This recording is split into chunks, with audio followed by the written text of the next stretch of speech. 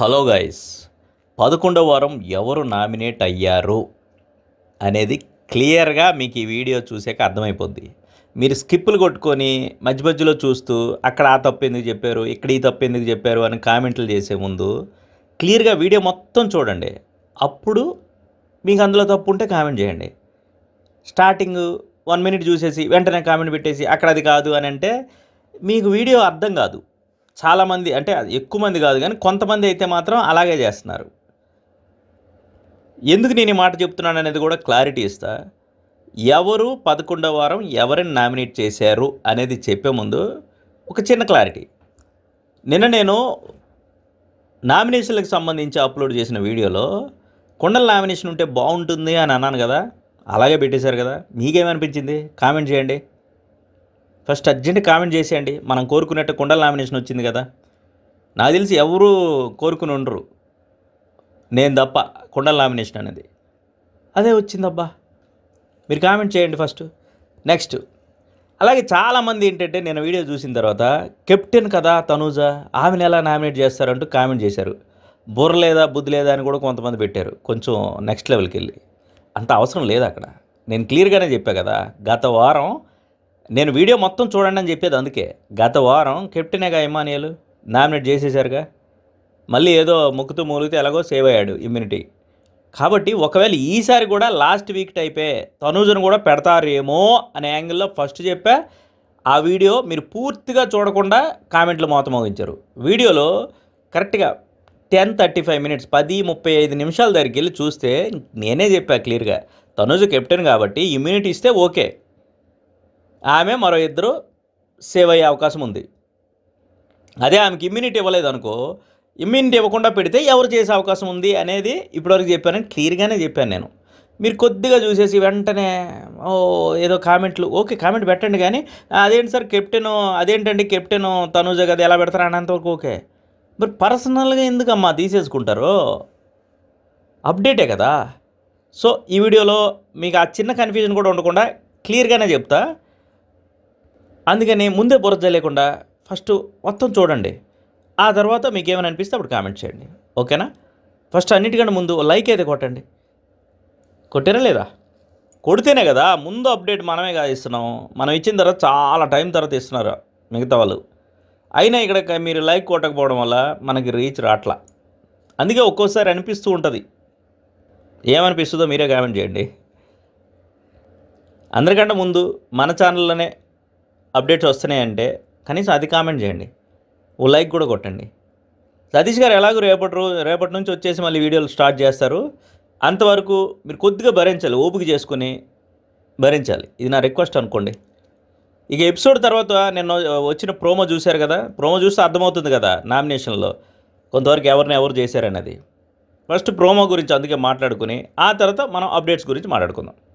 ఇది కుండలు పగలగొట్టే నామినేషనే, మనం కోరుకున్నట్టే పెట్టారు. కాకపోతే గత సీజన్లో మాదిరిగా ఉండకపోవచ్చు. మీరు ప్రోమోని క్లియర్గా గమనిస్తే ఒక పాయింట్ మీరు అబ్జర్వ్ చేశారో లేదో, కెప్టెన్ తనూజ ఆ టోకెన్ నెంబర్లు తీసుకొచ్చి ఇస్తుంది ఒక్కొక్కరికి. మీరు డీమోన్ పవన్ నామినేట్ చేసే ముందు ఒక టోకెన్ తెచ్చి తనూజ ఇవ్వడం, ఆయన టోకెన్ చూపిస్తూ రీతు నామినేట్ చేయడం మీరు గమనించండి. అంటే నాకు తెలిసి నాకున్న అప్డేట్ ప్రకారం కూడా ఇక్కడ 2 నామినేషన్లు అందరికీ అవకాశం రాకపోవచ్చు. కొందరికి ఒకటే నామినేషన్ వేసే అవకాశం వస్తుంది, కొందరికి 2 వేసే అవకాశం ఉంటుందని నేను అనుకుంటున్నా. ఈ లెక్కన ఎవరు నామినేట్ చేశారో చూద్దామా. ఫస్ట్ ప్రోమోని బట్టి చూస్తే ఇమానియల్ రీతు అండ్ బార్నీని బాధేసినట్టు కనిపిస్తుంది, కొండ పగల కొట్టినట్టు కనిపిస్తుంది. ఇక్కడ రీతుకు సంబంధించి ఏంటంటే నువ్వేదో గేమ్లో కన్ఫ్యూజ్ అవుతున్నావు, అయోమయంగా అవుతున్నావు అన్నట్టు చెప్పాడు. నేను కన్ఫ్యూజ్ ఏంటి, నువ్వు కన్ఫ్యూజ్ అవుతున్నావు కదా అన్నట్టుగా ఆవిడ కూడా అంటుంది. ప్లస్ ఇద్దరు పర్సనల్గా వెళ్ళి ఆవిడే ముందు స్టార్ట్ చేసిందిలే, సంజన గారికి ఇవ్వచ్చు కదా ఆ బొమ్మల టాస్క్లో నువ్వు ఎందుకు ఇవ్వలేదు అన్నట్టు. అంటే మరి నువ్వైతే డీమోన్ పవన్కి ఇస్తావా అన్నట్టు వెళ్ళారు. నాకు తెలిసి ఇది వీకెండ్ ఎఫెక్టే. ఎందుకంటే రీతుని డిజాస్టర్ సంచాలకులుగా కూడా పెట్టకండి బిగ్ బాస్ అనే హోస్ట్ చెప్పారు కాబట్టి దాని బేస్డ్గానే ఇక్కడ ఇమానియల్ చేసినట్టుగా అర్థమవుతుంది. ఎందుకంటే నువ్వు అన్నిసార్లు కన్ఫ్యూజ్ అయ్యి ఎందుకంటే నేను ఆ వీడియో చూసాం కదా ఆ సంచాలకులుగా. మొదటేమో నువ్వు అవుట్ అంటది, తర్వాత నువ్వు అవుట్ కాదంటది, ఇది రూల్ అంటది, అది రూల్ కాదంటది, అలా కన్ఫ్యూజన్గా అవుతున్నట్టు పెట్టారు కదా. అదే పాయింట్ మీద ఇది వేసాడు. వీళ్ళిద్దరూ కొద్దిగా డిస్కషన్ ఇక్కడ. అయితే మనం సంతోషించదగ్గ విషయం ఏంటంటే ఇమానియల్ నాకు రీతు ఫ్రెండ్ అని చెప్పుకొని ఎన్నాళ్ళు ఒక్కసారి కూడా నామినేట్ చేయలేదు. ఫస్ట్ టైం రీతుని నామినేట్ చేశాడు. ఈ విషయం సంతోషించాలి. ఆ బాండ్ని కొంచెమైనా బ్రేక్ చేయడానికి ప్రయత్నం చేసినందుకు.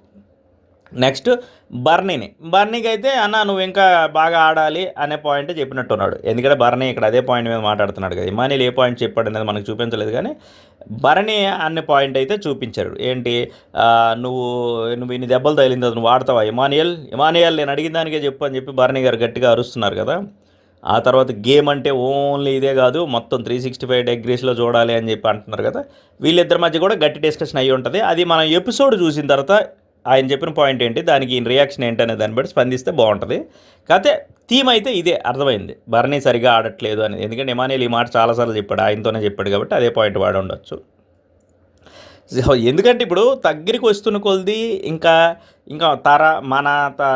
మన వాళ్ళు గానులు అంటూ ఇంకా పెట్టుకుంటూ పోతే వీళ్ళు నామినేట్ చేయడానికి పాయింట్లే ఉండవు కాబట్టి తప్పదు. నెక్స్ట్ ఏంటంటే ఇక్కడ ఇంకో స్ట్రాటజీ ఏం వాడతారంటే వీక్ కంటెస్టెంట్లు ఎవరు అనేది చూసుకొని కూడా వాళ్ళ నామినేషన్లో తేడానికి ట్రై చేస్తారు. ఎందుకంటే వాళ్ళు ఉంటే ఒకవేళ వీళ్ళు నామినేషన్లో ఉన్నారనుకోండి వీళ్ళు సేవ్ అవ్వచ్చు వాళ్ళని అడ్డు పెట్టుకుని. ఈ స్ట్రాటజీ కూడా వాడుతుంటారు.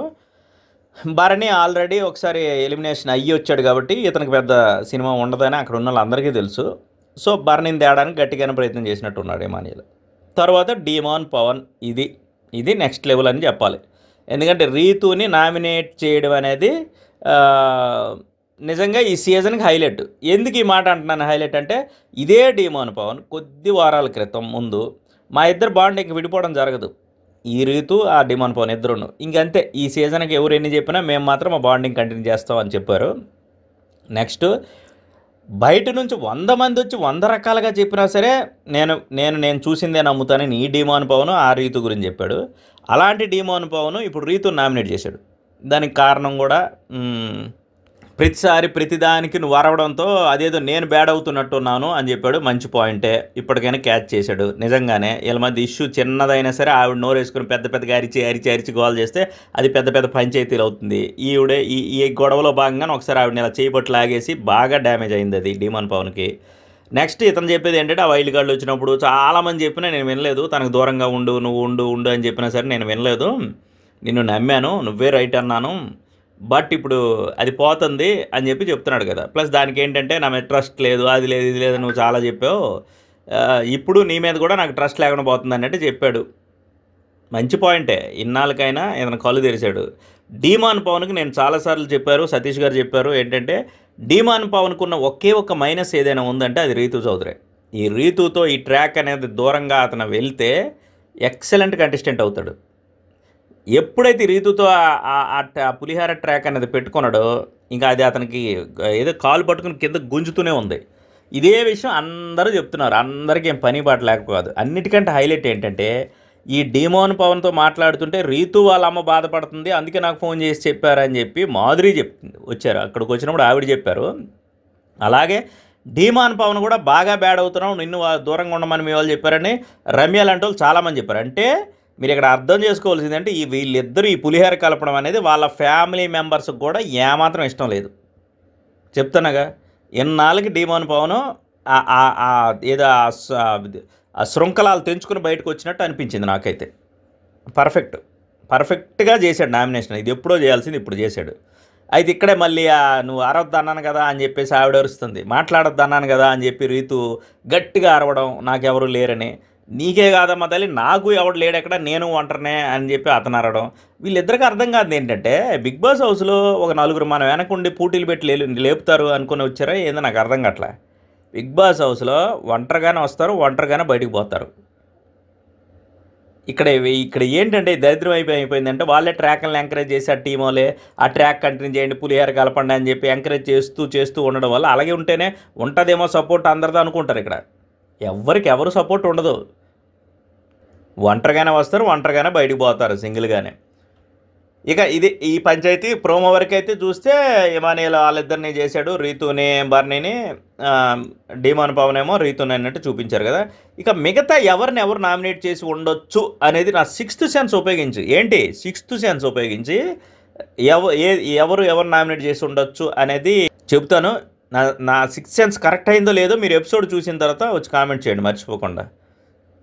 నెక్స్ట్ ఫస్ట్ ఏంటంటే సంజనాతో మొదలు పెడతాం. సంజన గ్యారంటీగా కళ్యాణ్ నామినేట్ చేస్తుందని నేను అనుకుంటున్నాను అబ్బా.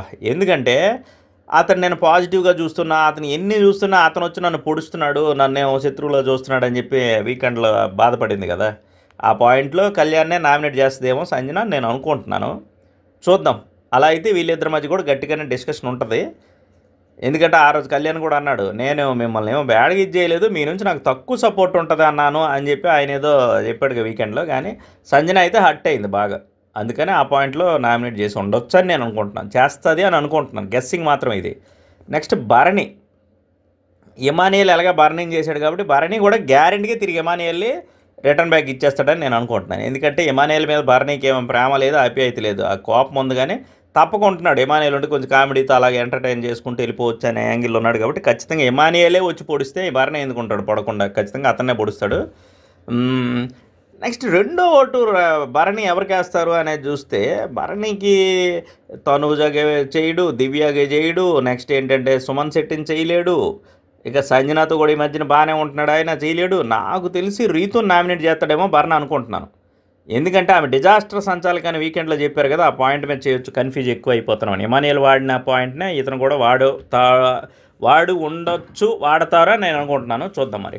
నెక్స్ట్ కళ్యాణ్ అయితే మళ్ళీ డిమోన్ కళ్యాణ్ చేశాడు కాబట్టి మర్చిపోయాను, డిమోన్ రెండో ఓటు కళ్యాణ్ చేశాడంట, చేసి ఉండొచ్చు అని నేను అనుకుంటున్నాను.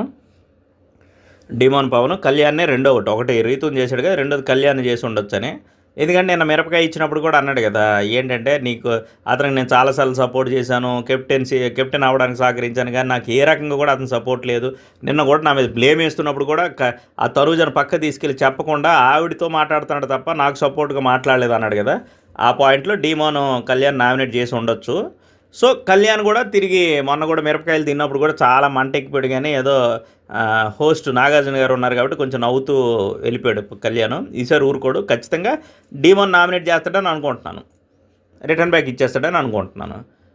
ఇక ఆ తర్వాత రీతు ఎవరిని ఖచ్చితంగా చేస్తుందంటే రీతుకి ఒక 2 నామినేషన్లు ఇస్తే ఒకటి సంజనాని వేస్తుందేమో నామినేషన్ అనుకుంటున్నాను ఏదైనా పాయింట్లో. ఇక రెండోది దివ్యాని కూడా నామినేట్ చేయొచ్చు రీతు, ఎందుకంటే దివ్యతో కూడా ఇష్యూస్ ఉన్నాయి కాబట్టి దివ్యాని నామినేట్ చేయొచ్చు. ఇక దివ్య ఎవరిని చేస్తుందంటే మరి రీతు దివ్యాని నామినేట్ చేసిందంటే ఖచ్చితంగా దివ్య కూడా నెక్స్ట్ వచ్చి రీతుని నామినేట్ చేసేస్తుందని నేను అనుకుంటున్నాను. ఎందుకంటే టిట్ ఫర్ ఇచ్చింది వెనక్కి ఇచ్చే సెట్ అయిపోయి కాబట్టి దివ్య కూడా ఇచ్చేస్తుంది. నెక్స్ట్ ఆ తర్వాత సుమన్ శెట్టి ఎవరిని చేస్తాడంటే సుమన్ శెట్టి కళ్యాణ్ నామినేట్ చేస్తాడేమో అనుకుంటున్నాను. ఎందుకంటే టవర్ టాస్క్లో నాకు అన్యాయం జరిగిందంటే ఆ సుమన్ శెట్టి ఫీల్ అవుతున్నాడు, దానివల్ల నేను ఓడిపోయాను, ఆ దీంట్లోనే ఫెయిల్డ్ సంచాలక్ అనే హోస్ట్ కూడా అన్నారు కదా అని చెప్పి పాయింట్ చెప్పొచ్చు. యాక్చువల్గా అక్కడ కళ్యాణ్ చేసింది కరెక్టే, కానీ అక్కడ హోస్ట్ ఏంటంటే ఫెయిల్డ్ సంచాలక్ అని ఒక ట్యాగ్ తగిలించారు. ఆయన రైట్ డెసిషన్ తీసుకున్నా సరే అక్కడ కళ్యాణ్ కానీ ఈ రైట్ డెసిషన్ తీసుకోకుండా సుమన్ శెట్టి విన్నర్ అని ఉంటే బిస్కెట్ అయిపోయాడు ఈ వారం.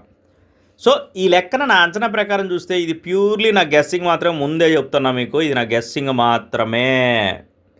రీతుకి అయితే 4 ఓట్లు పడినట్టు ఉన్నాయి. ఇప్పుడు నేను చెప్పిన దాన్ని బట్టి రీతుని గట్టిగానే బాధినట్టు ఉన్నారుగా. మరి ఒకటి ఇమానియల్ నామినేట్ చేశాడు, ఆవిడ దోస్తు డిమాన్ పవన్ నామినేట్ చేశాడు, నెక్స్ట్ భరణి కూడా చేస్తాడేమో అనిపిస్తుంది, నెక్స్ట్ దివ్య కూడా చేస్తుందేమో అని. ఇంకా 4 ఓట్లు బాధించినట్టున్నారు. ఈ వారం బలిపశువు రీతుయే కావచ్చు, ఇది నా గెస్సింగ్ మాత్రమే. నెక్స్ట్ కళ్యాణ్కి కూడా ఒక 3 ఓట్లు పడ్డాయిగా. కళ్యాణ్ని సంజన నామినేట్ చేయొచ్చు, డిమోన్ పవన్ నామినేట్ చేయొచ్చు, నెక్స్ట్ సుమన్ శెట్టి కూడా నామినేట్ చేయొచ్చు. కళ్యాణ్ కూడా వీళ్ళిద్దరికే ఉంటాయని ఊహించింది, ఎందుకంటే ఒకరు డిజాస్టర్ సంచాలకి, ఇంకొకరు ఫెయిల్డ్ సంచాలక్ అని వీకెండ్లో చెప్పారు కాబట్టి వీళ్ళిద్దరినే వేసుకుంటారు ఖచ్చితంగా. నెక్స్ట్ మిగతా వాళ్ళు చూసుకుంటే సంజనాకు ఒక ఓటు పడింది, పడవచ్చు, దివ్యకు ఒక ఓటు పడవచ్చు, పవన్కి ఒక ఓటు పడవచ్చు, ఇమానియల్కి ఒక ఓటు పడవచ్చు, భరణికి ఒక ఓటు పడవచ్చు. అంటే మొత్తం 7 రీతు, కళ్యాణ్, సంజన, దివ్య, పవన్, ఇమానియల్, భరణి 7 ఈ వారం నామినేషన్లు ఉండొచ్చు. ఎటు చూసినా సుమన్ శెట్టికి ఎవరు నామినేట్ చేసే ఛాన్సెస్ కనబడట్లా కాబట్టి అతను సుమన్ శెట్టి ఈ వారం సేఫ్గా హాయిగా ఉండొచ్చు. వచ్చినా దిగేది ఏం లేదు, ఆయనకి ప్రీ ఎగ్జిస్టింగ్ ఓటింగ్ ఉంది కాబట్టి నామినేట్ అయినా పెద్ద ప్రాబ్లం లేదు. కానీ ఈ వారం ఎవరు నామినేట్ అతన్ని ఎందుకులే నామినేట్ చేసినా అతను వెళ్ళడు పోవడం ముందే సేవ్ అయిపోతాడు అనే యాంగిల్లో వదిలేసినట్టున్నారు. నెక్స్ట్ తనూజ కెప్టెన్ కాబట్టి ఆమె కూడా సేఫ్ అవ్వచ్చు, ఇమ్యూనిటీ ఇస్తారని నేను అనుకుంటున్నాను బిగ్ బాస్. కాబట్టి సుమన్, తనుజ అవరు. కాకపోతే నాకు ఇక్కడ ఒక కొత్త ఆలోచన వచ్చింది. ఇలా చేస్తే బాగుంటుంది. అదేంటంటే తనుజ్‌కి ఒక ఛాన్స్ ఇచ్చి, ఎందుకంటే గతంలో కెప్టెన్‌కి ఒక ఛాన్స్ ఇచ్చి సేవ్ చేయమనాలి. అలాగే తనుజ్‌కి ఒక ఛాన్స్ ఇచ్చి ఎవరినైనా సేవ్ చెయ్యి మొత్తం ఆ ఏడుగురిలో అని ట్విస్ట్ ఇస్తే బాగుంటుంది కదా! అలా సేవ్ చేయమంటే ఖచ్చితంగా కళ్యాణే చేస్తది, నో డౌటు. బట్ నాకైతే ఎందుకో కళ్యాణ్ కాకుండా రీతుని చేయొచ్చు కదా! రీతు పాపం ఈ మధ్యన అంతా తనుజ్‌తోనే ఉంటుంది. తనుజ్‌కే సపోర్ట్ చేస్తుంది. కాబట్టి రీతుని చేస్తే బాగుంటుందేమో అనిపిస్తుంది నాకు. అలా అయితే ఉంటది కదా! ఎక్కువ ఓట్లు పడిన రీతు నామినేషన్‌లోనే ఉండదు. ట్విస్ట్ అదిరిపోద్ది కదా! ఏమంటారు? మీ ఒపీనియన్ ఏంటో కూడా కామెంట్ చేయండి మస్ట్‌గా. సో, అలా చూస్తే ఈ వీక్ నామినేషన్‌లో కళ్యాణు, పవను, భరణి, ఇమాన్యుయల్, సంజన, దివ్య ఆరుగురుండే ఛాన్స్ ఉంది.